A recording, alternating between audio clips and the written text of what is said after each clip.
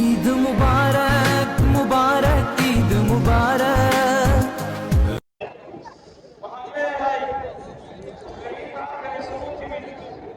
maanta ama taariikhdu ay tahay sanadkan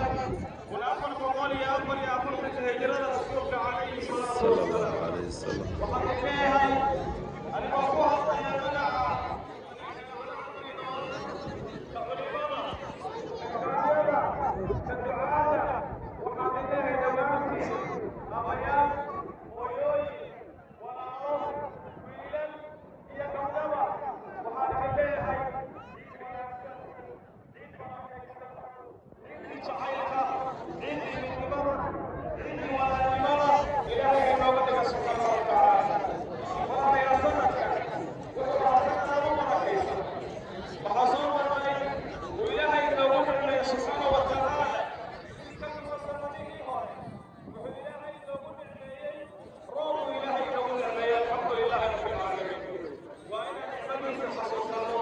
إلهي بقرآن تسمونه لا شكرتم